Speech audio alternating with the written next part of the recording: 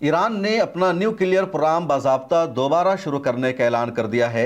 Iran की वजारत खारजा ने एक बयान जारी करके कहा कि ईरान पर जो पाबंदियाँ आयद की गई थी वो पाबंदियाँ ख़त्म हो चुकी है। माहिदा की मुद्दत भी एक्सपायर हो चुकी है 18 अक्टूबर को, और अब यूनाइटेड नेशन को या दुनिया के किसी भी देश को ईरान को रोकने का इख्तियार नहीं है, ईरान पर पाबंदियाँ लगाने का इख्तियार नहीं है, और न ही ईरान के लिए निगरानी करने का इख्तियार उनके पास बचा है।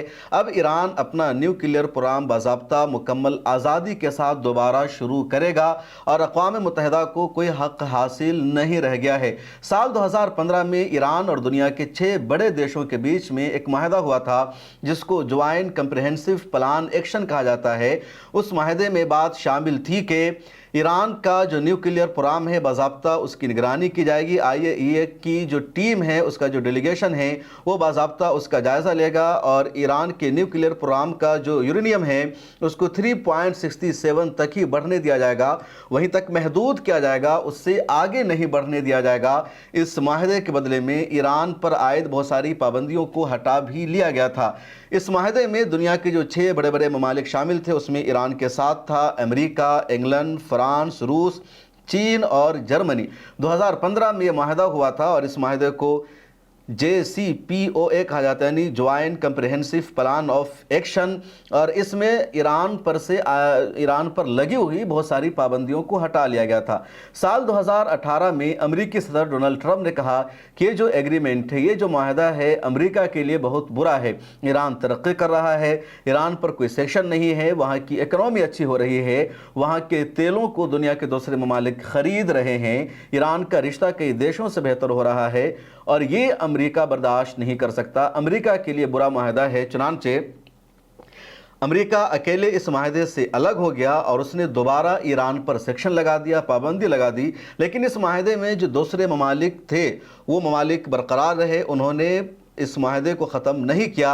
अब ईरान की वजारत खारजा की तरफ से, ईरान के वज़ीर खारजा अब्बास इराक़ची की तरफ से बाज़ाब्ता एक बयान जारी करके कहा गया कि 18 अक्टूबर 2025 को ये माहिदा पूरा हो चुका है और यूनाइटेड नेशन ने दोबारा इस माहिदे को नाफिज करने का ऐलान नहीं किया है। तो इसका मतलब यह है कि अब हम इस माहिदा के पाबंद नहीं रहे, माहिदा एक्सपायर हो गया और अब ईरान अपनी मर्ज़ी से मुकम्मल आज़ादी के साथ अपने न्यूक्लियर प्रोग्राम को जारी रखेगा। IAEA यानी इंटरनेशनल एटॉमिक एनर्जी एजेंसी को इसकी निगरानी की इजाज़त नहीं दी जाएगी। ईरान इसका पाबंद नहीं रहा और हम अब दोबारा अपने इस प्रोग्राम को जारी रखेंगे। ईरान की तरफ से भी कहा गया कि पिछले महीने में फ्रांस, इंग्लैंड और जर्मनी ने स्पेक बैक मेकनिज़म के तहत ईरान पर पाबंदियां लगा दी गई थी और पाबंदियों को दोबारा बहाल कर दिया गया था, जो एक तरफा कदम था और हम उसको नहीं मानते हैं।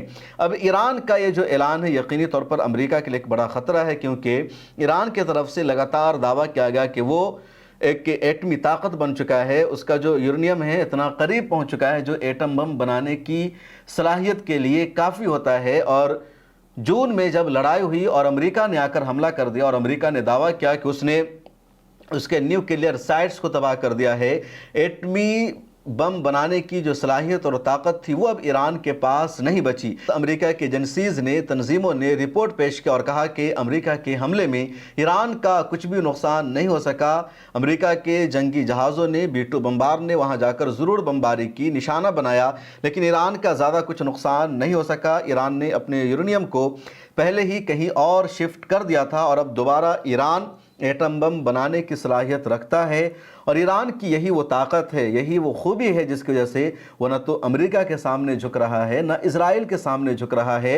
इज़राइल ने हमला किया, इज़राइल ने जंगी जहाज़ों से हमला किया, पूरा एयर स्पेस का कंट्रोल संभाल लिया, तो ईरान ने अपने मिसाइलों से ईरान को जो जवाब दिया इज़राइल उसको बर्दाश्त नहीं कर सका। अमेरिका ने हमला किया तो अमेरिका के फ़ौजी अड्डे पर भी कतर में ईरान ने हमला कर दिया और ईरान के सुप्रीम लीडर ने हमेशा कहा हम अमेरिका के सामने झुकने वाले नहीं हैं, हमारे नज़दीक सुपर पावर सिर्फ एक है और वो अल्लाह तबारक व तआला की ज़ात है। और यही वजह है कि फिर अमेरिका को ख़ुद कदम पीछे हटाना पड़ा। अमेरिका ने जंग बंदी का ऐलान किया और अमेरिका ने इस बीच में दोबारा कोशिश की कि ईरान के साथ रिश्ते को बेहतर बनाया जाए, डायलॉग का सिलसिला शुरू किया जाए। और ईरान की तरफ से कहा जाता है कि डायलॉग जब शुरू होगा, बातचीत शुरू होगी, तो अमेरिका की एक तरफा शर्तें नहीं मानी जाएगी। अमेरिका इस डायलॉग में बातचीत में हुक्म देता है, बातचीत नहीं करता, इसलिए ईरान ने अब बातचीत करने से इनकार कर रखा है। और अब ये जो ईरान ने बाज़ाब्ता ऐलान कर दिया कि यूनाइटेड नेशन की सिक्योरिटी काउंसिल का जो रेजोल्यूशन था, जो करारदाद था 2231, वो 2015 के जौहरी माहदे पर मबनी था और 2025 में एक्सपायर हो चुका। अब हमें कोई नहीं रोक सकता, ना यूनाइटेड नेशन हम पर पाबंदियां लगाने का मुस्तहिक है, हकदार है। ईरान का बहुत बड़ा कदम है। अब देखना यह है कि अमेरिका का ईरान के ख़िलाफ़ अगला कदम क्या होता है।